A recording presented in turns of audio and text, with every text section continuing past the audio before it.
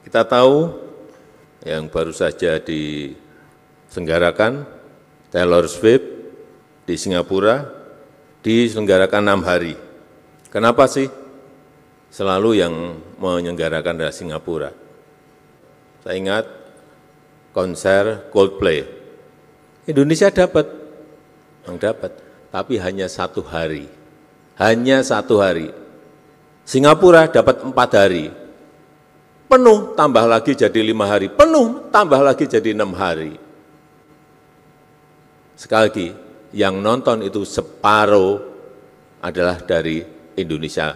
Saya pastikan lebih dari separuh dari Indonesia. Karena di sini tiketnya baru 20 menit saja sudah habis. Tapi mau nambah enggak bisa. Kenapa? Saya tanya ke penyelenggara, karena memang urusan perizinan kita ruwet.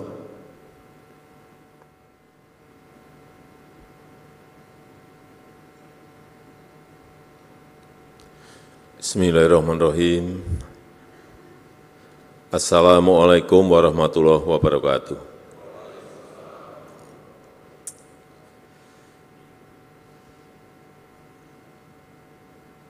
Yang saya hormati Ketua Komisi Yudisial, para Menteri, Kapolri, para Kepala Staf Angkatan,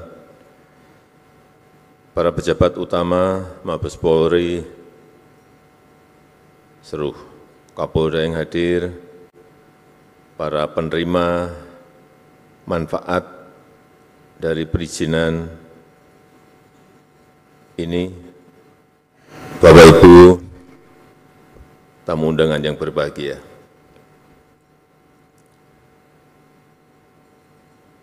Kita tahu di Travel and Tourism Development Index, Indonesia naik peringkat dari peringkat 32 menjadi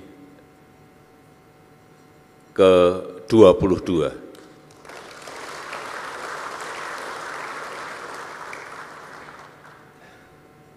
Tapi kita masih tertinggal, kalah dengan Malaysia, dengan Singapura, Thailand, dan yang terakhir kita kalah juga dengan Vietnam. Meskipun naik, tapi kita hanya di urutan ke-5 ASEAN.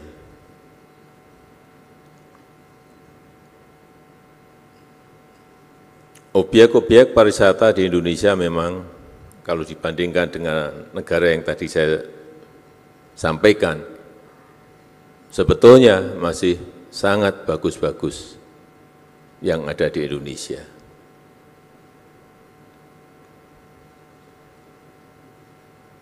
Sehingga yang paling baik adalah mendatangkan wisata mancanegara dalam jumlah yang besar. Dengan cara apa? Dengan cara menyelenggarakan event-event internasional. Baik itu yang namanya konser musik, baik itu summit, meeting, dan juga event-event olahraga. Kita tahu yang baru saja diselenggarakan Taylor Swift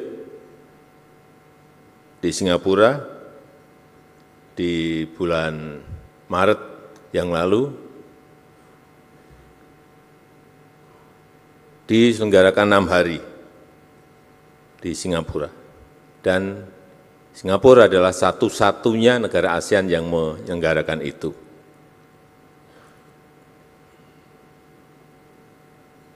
Yang nonton, saya kira lebih dari separuh itu orang Indonesia. Karena penggemar Taylor Swift, kalau kita lihat di Spotify, Indonesia itu 2,2 juta orang.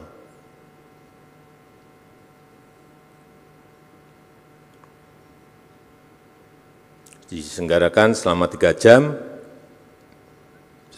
setiap harinya, dan dihadiri totalnya 360.000 orang berbondong-bondong ke Singapura. Sekali lagi, saya pastikan separuh dari yang nonton itu orang Indonesia. Mungkin banyak yang hadir di sini yang nonton ke sana. Apa yang terjadi kalau kita berbondong-bondong nonton yang di Singapura? Itu ada yang namanya capital outflow. Aliran uang dari Indonesia menuju ke Singapura. Kita kehilangan.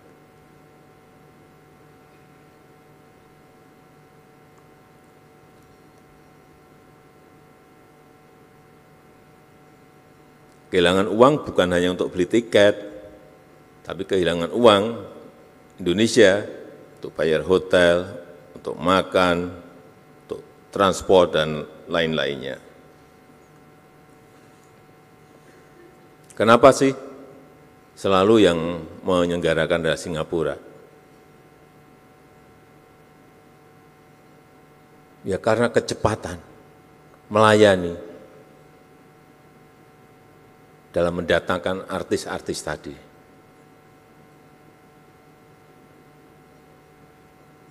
Dukungan pemerintah, baik itu kemudahan akses, keamanan, dan lain-lainnya. Yang kedua, saya ingat konser Coldplay. Indonesia dapat, tapi hanya 1 hari. Hanya 1 hari. Singapura dapat 4 hari. Penuh, tambah lagi jadi 5 hari. Penuh, tambah lagi jadi 6 hari. Sekali lagi, yang nonton itu separuh adalah dari Indonesia. Saya pastikan lebih dari separuh dari Indonesia. Karena di sini tiketnya baru 20 menit saja sudah habis. Tapi mau nambah enggak bisa. Kenapa? Saya tanya ke penyelenggara, karena memang urusan perizinan kita ruwet.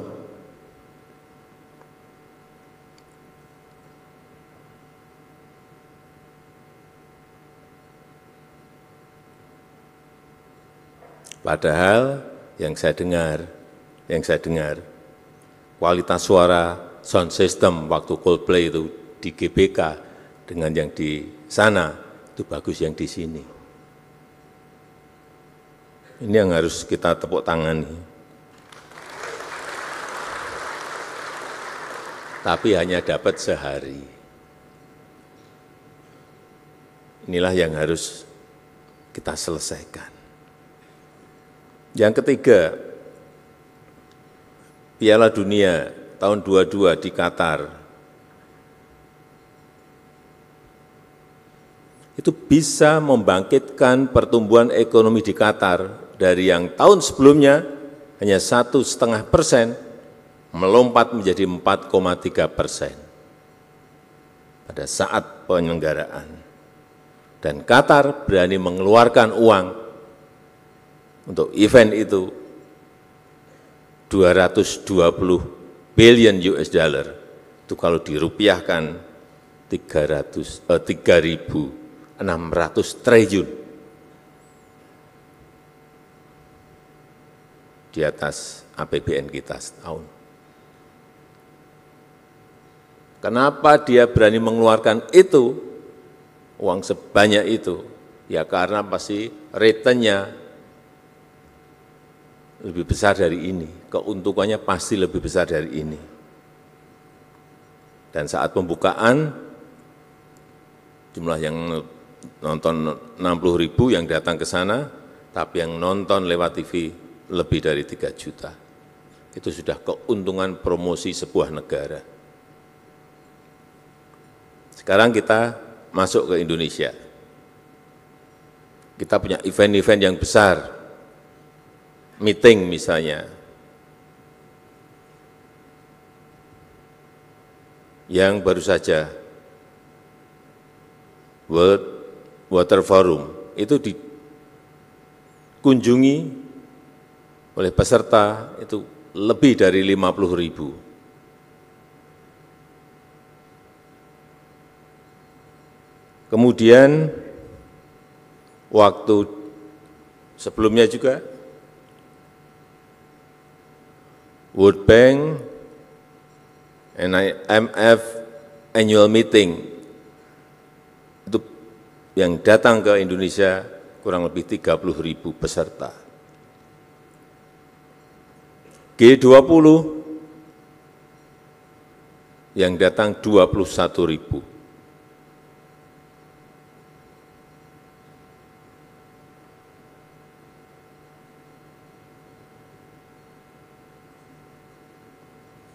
Dan setiap peserta itu spendingnya, belanjanya kurang lebih 30 juta per orang.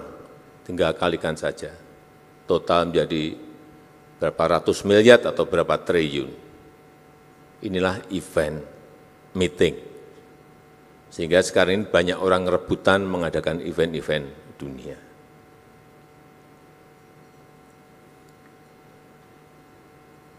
Juga event-event nasional kita, lokal kita.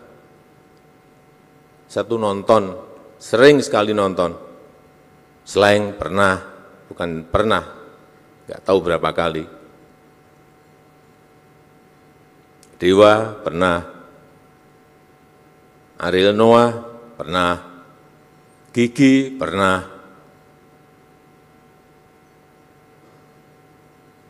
Yang saya bisa bayangkan, ngurus izinnya ruwet saja masih mau menyelenggarakan kok, penyelenggara event. Apalagi kalau sekarang dipercepat itu. Saya berikan contoh aja MotoGP di Mandalika. Saya cek ke panitia. Ini efeknya luar biasa.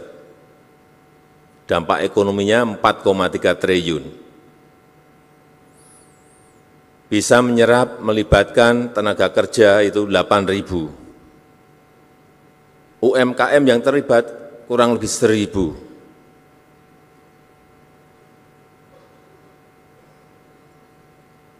Tapi begitu saya tanya, bagaimana mengenai perizinan, lemes saya. Ternyata ada 13 izin yang harus diurus. Tapi namanya bukan perizinan,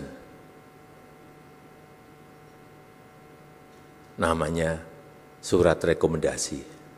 Sebetulnya sama saja, perizinan itu hanya diganti nama aja, dialuskan menjadi surat rekomendasi. Ada yang namanya surat pemberitahuan, tapi namanya itu izin.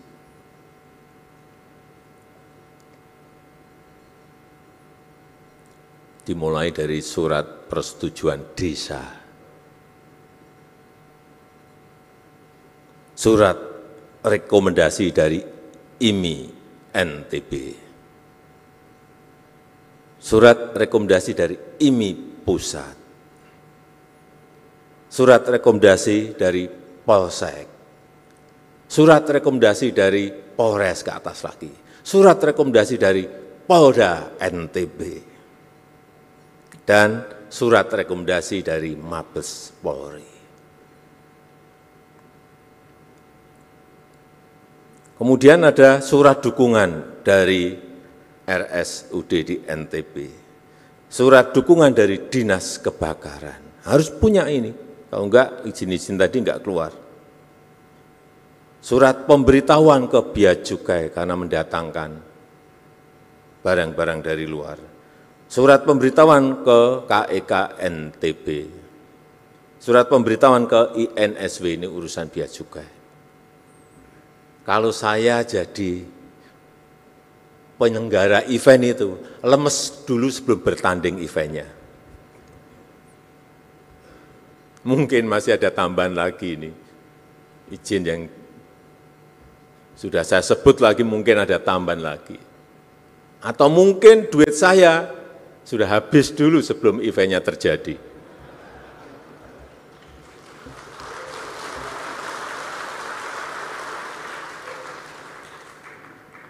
Ini fakta. Karena saya tanya langsung, sebenarnya problemnya apa sih? Ini sama dengan konser musik, dengan event-event olahraga lainnya, sudah nggak akan mungkin jauh dari yang tadi saya sebutkan tadi. Betapa sangat beratnya menjadi penyelenggara event di Indonesia. Padahal event di Indonesia itu setiap tahun, sekarang sebelum pandemi itu ada 4.000 event kurang lebih. Sekarang 3.700 event. Jadi sekali lagi, ini sudah saya kejar-kejar lama, saya sangat mengapresiasi, sangat menghargai, sekarang sudah ada OSS untuk penyelenggaraan event. Tapi juga akan saya ikuti terus, akan saya cek terus. Karena yang terjadi dulu pernah di sebuah kementerian sudah dibuat OSS, tapi karena nggak pernah dicek, nggak pernah dikontrol, sistemnya dimatikan. Artinya apa? Manual lagi. Artinya ketemu lagi. Dan akhirnya ditangkap oleh KPK. Ya, saat itu langsung ditangkap oleh KPK. Saya datang, karena saya datang ke sana.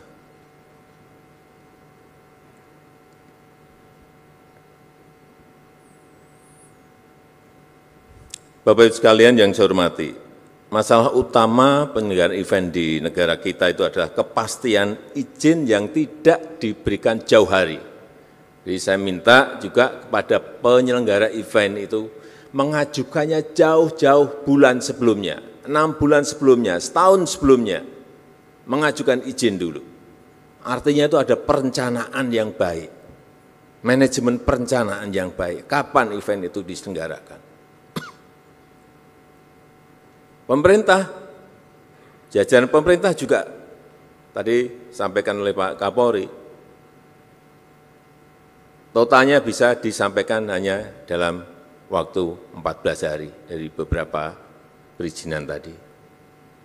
Sehingga penyelenggara bisa mempromosikan eventnya, bisa menjual tiketnya dengan baik. Kalau harinya kurang, sehari kurang, bisa ditambah lagi, waktunya masih memungkinkan untuk melakukan itu. Karena juga yang saya dengar, sering mengajukan izin hanya seminggu sebelumnya. Dadaan seperti itu. Ya sulit. Kalau sudah didadak seperti itu. Jadi kita semuanya memang harus bekerja dengan perencanaan yang baik. Jadi kalau di internasional, artis pun kan juga jadwalnya padat, jadi memiliki planning yang jauh-jauh hari. Di kita juga sama, artis juga jadwalnya padat, harusnya penyelenggaraannya juga meminta izinnya juga harus jauh-jauh bulan sebelumnya, tidak dadakan. Dan bahkan di negara kita ini masih sudah izinnya keluar saja masih dibatalkan kok. Kejadian itu saya enggak sekali dua kali mendapatkan keluhan itu. Sudah keluar izin aja bisa dibatalkan. Saya enggak tahu karena apa. Alasan karena keamanan. Ya keamanan itu sebenarnya tugasnya aparat kepolisian untuk menyelesaikan agar menjadi dari yang tidak aman menjadi aman.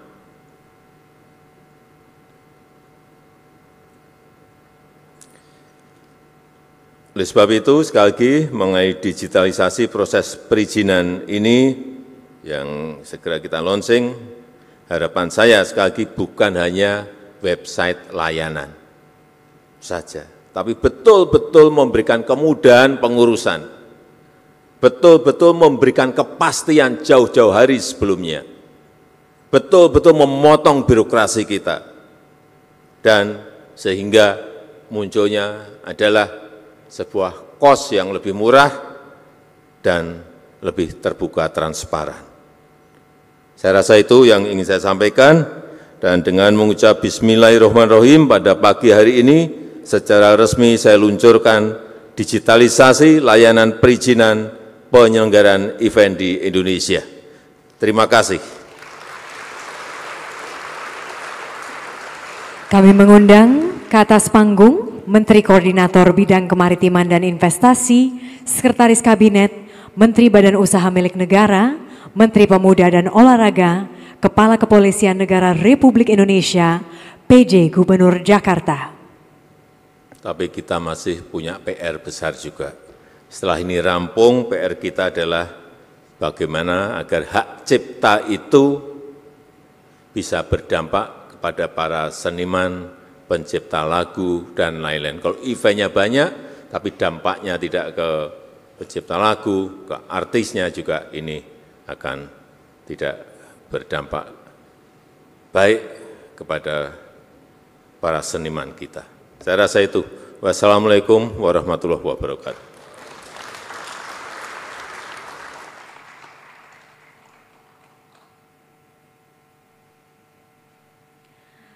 Mohon izin, kita hitung mundur.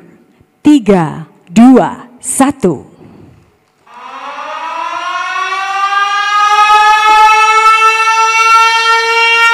Dengan demikian, digitalisasi layanan perizinan penyelenggaraan event secara resmi diluncurkan.